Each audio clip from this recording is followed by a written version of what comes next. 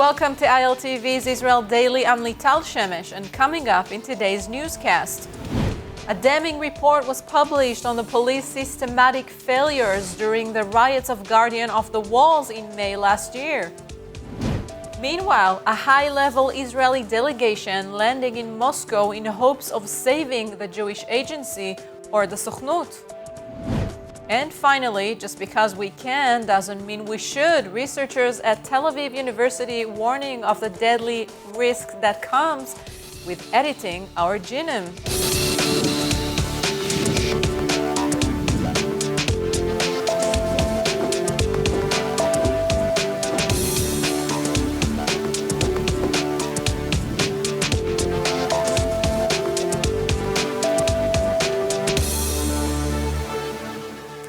Over a year has passed since the May 2021 conflict between Israel and Hamas terrorists in Gaza, aka Operation Guardian of the Walls.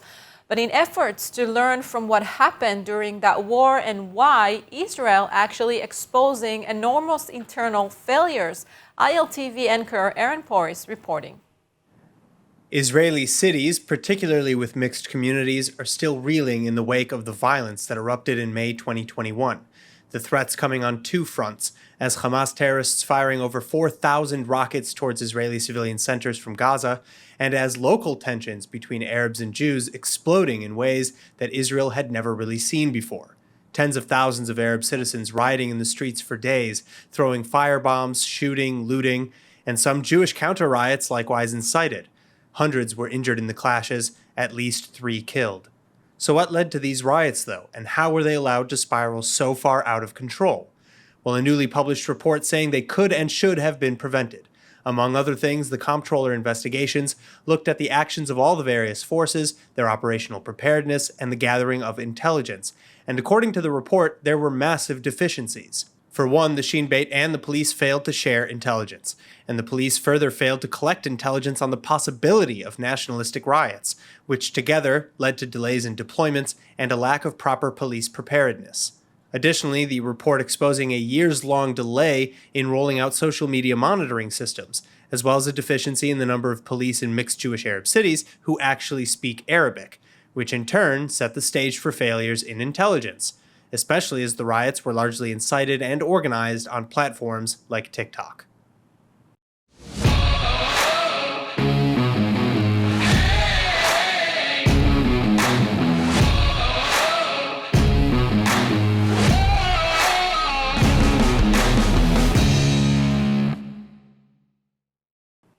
Joining now with more on this is Yair Kraus, Israeli journalist and Akko resident. Hello, thank you for joining us. Hi. So you're not only the North reporter, but also living in Akko, which was one of the mixed cities who are in the midst of this chaos. I'm sure you yourself have a lot of criticism of how the police was dealing with this situation. Yes, it was amazing because when I read in the report of the Mevaker HaMedina, I just think, and that's so back what happened in the middle of the May 21 in Akko and the other mixed residents, and it was amazing. It was really terrible moments. It was like to be in hell because we just felt that nobody here to help us, to help the Jews in our Jewish country. We just can read on the report of the Mevaker HaMedina that's how the police can just not be here. I didn't think that the Arabs youth here in the area are going to do terror attacks on our neighbors. So it was really, really sad. And I have to say that the reports really don't make me surprised to read it. Yes, now one of the failures of the police was the social media monitoring systems that were not set up despite being called for years in advance. Yeah, it's crazy because I just read it in the report that in the Akko, there's no one of the intelligence officer that's with them to talk Arabs. In Lod, in Ramla, in other places, there's nobody that can read the Arabs and to understood the Arabs. And it's silly because We know that it is a mixed city. We know that there is a problems with the nations and the problems with the Muslims and Jewish. I have to say, not all the Muslims. There's just a little one part of the Muslims, but hundreds. It's not like thousands, but hundreds. There's still violence and still enemy, and nobody know how to read and to understand them. So this is the some of the unique problems that we understood from the report. And also the court system was also not helping much by releasing people who took part in the lynching. Yeah, it's amazing because I want to suppose that the judge, when they met, some of the terror attack, the terror person from the Arabs, so you do it, never mind, for the terror people, that when they meet him and he know what he's done, I suppose that they will think about us, about the people that endured that. Be terrified from this guy and what the lynches and the terror attack that is done to the Jewish.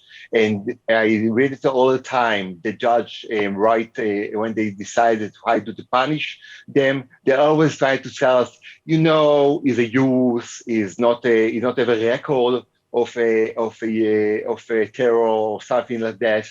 And they always give them some 10 or 20, 15 months.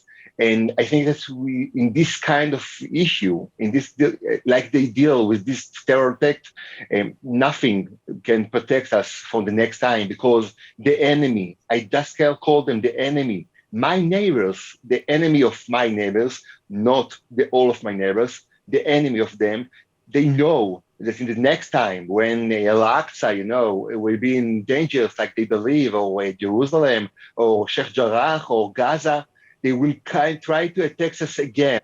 And I know that they don't will be terrified, they don't be afraid to attack us, because they will know that in the end of the season, when they go, maybe they're going to be in kept and they're going to be in the jail. And, after some months, they go and get free, and we will stay in our house terrified from this attack and for this future.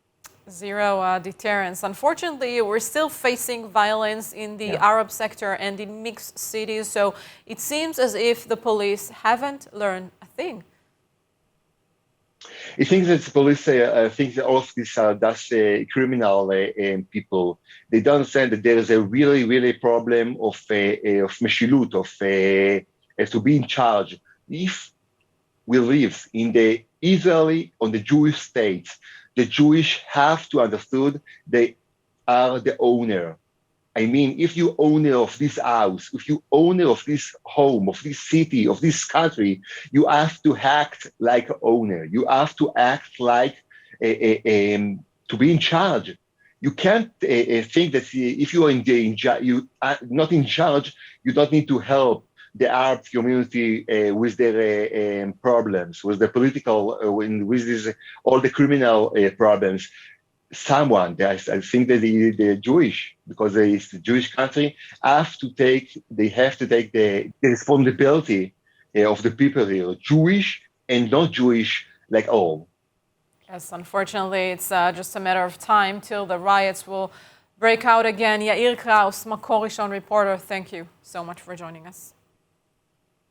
Yeah, thank you.